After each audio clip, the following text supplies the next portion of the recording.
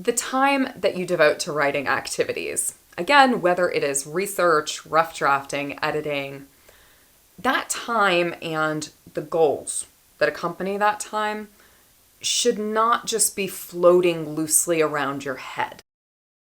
These should be committed to your calendar or your planner, your bullet journal, wherever it is that you organize your life. Make sure that your writing goals and the time that you're supposed to be spending on writing are in there, that they're actually officially a part of your schedule at the start of each week.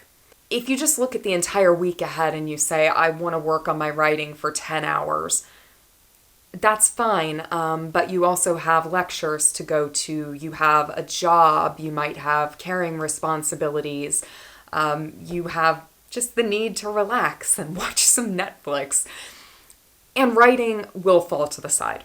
So you need to find the gaps in your calendar and you need to add writing activities almost the same way that you would add an appointment with your GP. Put it in there so that it is a commitment that you're more likely to uphold and honor for yourself. Next, set yourself up for success in whatever small practical ways that you can. The most obvious example of this is mitigating or eliminating distractions.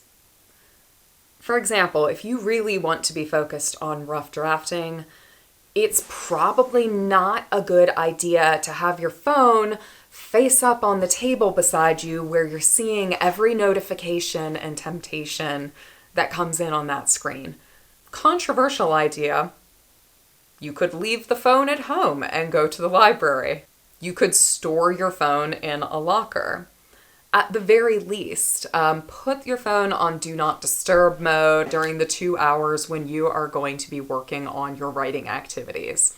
That way you've eliminated that temptation.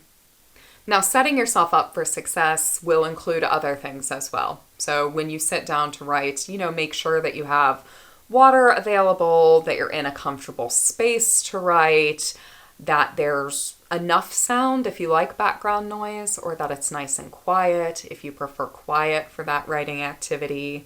So don't work against yourself. Find an environment that works in your favor for getting things done.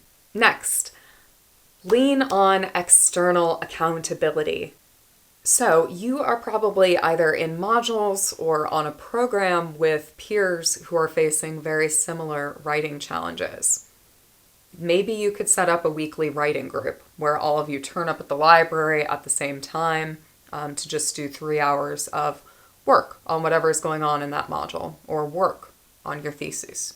If you don't have that, then doing something like setting up a text or message check-in with a family member or a friend, even if they're far away, can be a good idea. Text your sister and say, hey, I want to get 2 paragraphs written today. Will you check in on me in 3 hours and see if I've actually done that?